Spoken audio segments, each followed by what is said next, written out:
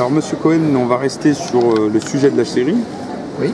Mais je vais vous demander des éclaircissements sur la position de la France face à ce conflit. Très bien. La position de la France, pour la comprendre, j'allais dire c'est presque simple. La France n'a plus une politique souveraine et autonome. Donc c'est fini le temps de Gaulle, où il voulait s'imposer entre les deux blocs, où il y avait une certaine indépendance. Et même en 2003, lorsque Chirac a refusé de s'engager pour l'Irak, avec Sarkozy qui a réintégré l'OTAN et François Hollande aujourd'hui, la France est un pion dans le dominion dirigé par les États-Unis. C'est-à-dire, c'est une classe politique, ce sont des politiques totalement acquis aux thèses américaines et sionistes. Et ce que dans les négociations avec l'Iran, c'est la France qui s'est montrée la plus hostile à l'Iran, pas les États-Unis. C'est Fabius qui a empêché, tant que cela était possible, tout accord avec l'Iran. Pourquoi? Pour complaire à Israël, malgré les pertes que cela a occasionné à la France, la perte de 2 grands marchés automobiles en Iran. Mais la France, malheureusement, la classe politique française aujourd'hui est totalement soumise à l'Amérique et à Israël. Et donc, la politique française aujourd'hui, elle est compréhensible dans le sens où elle fait le jeu des États-Unis et d'Israël. Donc, tout ce qui va dans ce sens-là, la France va s'y employer. Donc, si elle va dans le sens d'Israël et des États-Unis, elle ne va pas dans le sens et pour le bien-être du peuple français. Alors,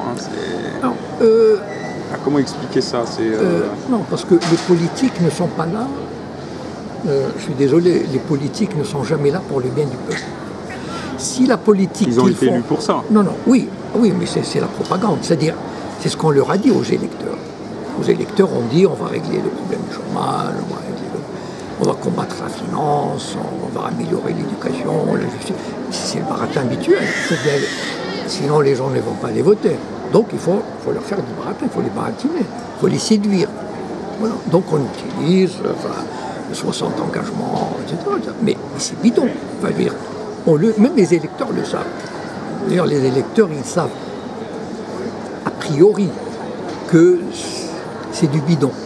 Mais ils se laissent avoir quand même. Une fois qu'ils ont élu, ils se disent « Ah zut, on s'est fait avoir encore une fois. Et la prochaine fois, on va faire attention. » Mais en fait, on va les feinter encore en 2017. Donc ce sera toujours pareil. Donc les hommes politiques,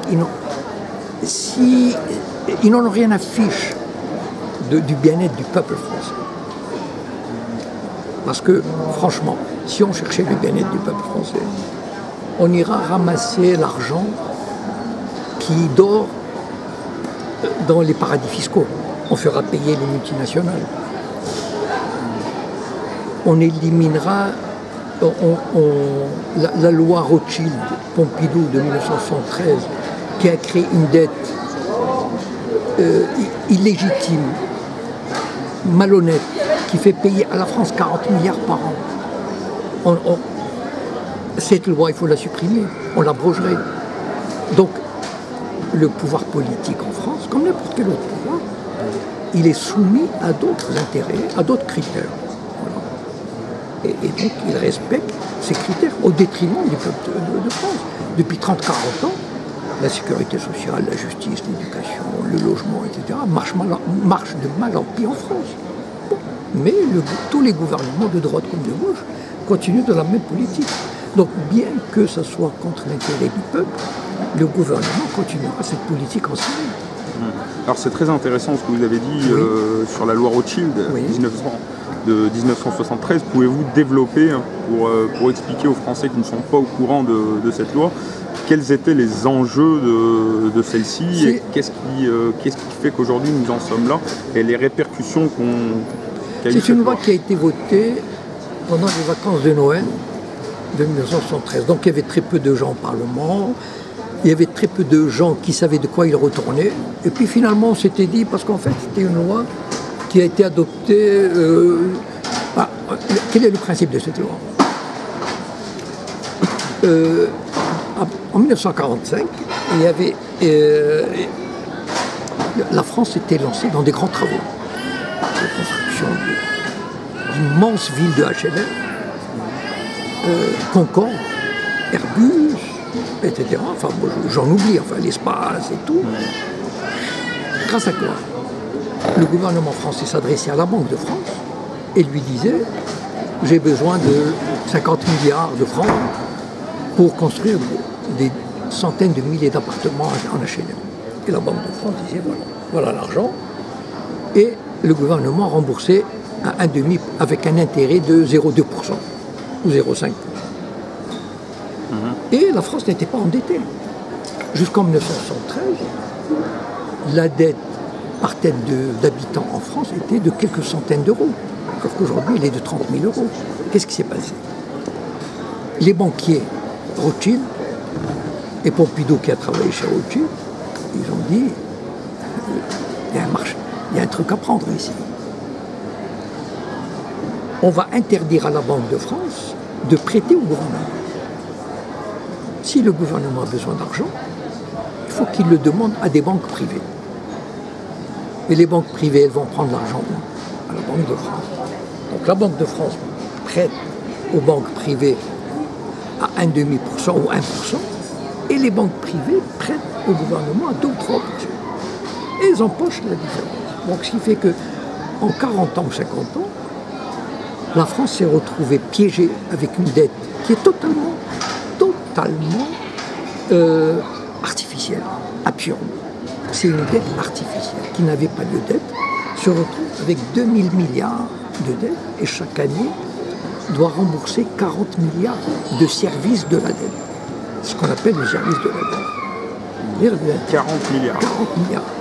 Imaginez ces 40 milliards, ce qu'on aurait pu faire pour la sécurité sociale, pour l'éducation, pour la justice, etc. Voilà ce qui est terrible. Et malheureusement, c'est ça la soumission de toute la classe politique. Qui en parle à part sur les réseaux sociaux, Tiens Chouard, etc. Enfin voilà, Pierre Jovanovic et tout. Mais sinon, toute la classe politique même est terrorisée à l'idée de réveiller ce film. Cette arnaque, c'est une arnaque monstrueuse. Et donc on fait comme si cette dette était... Voilà, elle est là. Comme si on ne pouvait pas faire autrement. Mais attendez, mais c'est pas vrai. Voilà, il suffirait de rendre la capacité à la Banque de France. Mais maintenant c'est trop tard. C'est-à-dire il faut sortir de l'Europe parce que le traité de l'Union européenne ne permettrait pas un retour à cette souveraineté financière. Donc en fait tout est lié finalement. Enfin, c'est-à-dire que pour retrouver cette souveraineté, pour retrouver une indépendance, il faudrait sortir de l'Europe, enfin de cette Europe-là, de cette Union-là. Mais ça c'est, enfin bon, ça c'est un autre. Il faudrait que la France retrouve sa souveraineté nationale. Oui, mais je veux dire, comment dire, c'est fichu. Enfin, en tout cas, à moins, pour moi en tout cas, je crois que, à moins d'un cataclysme économique. Je veux dire que c'est fichu, c'est un peu pessimiste. Alors aujourd'hui, il y a beaucoup de Français qui se battent justement pour retrouver leurs droits. Tel que je vois les choses. Voilà. Qu'est-ce qui me rend pessimiste? Je vois le peuple grec qui a été soumis à un régime terrible. Il n'y a pas besoin d'entrer dans les détails. Le peuple portugais, le peuple espagnol. On a donné un bulletin de vote à ces peuples-là. Ils se sont soumis. Donc, et le peuple français ne fera pas différemment. Voilà, c'est ça le drame. Alors qu'est-ce que vous pensez qu'il faut faire? Il faut que les Français s'insurgent? Je ne sais pas. Il faudrait d'abord qu'ils soient conscients des enjeux. C'est-à-dire que, par exemple, cette histoire de la dette, il faudrait la populariser au maximum. Mais comme nous qui sommes dans les réseaux sociaux,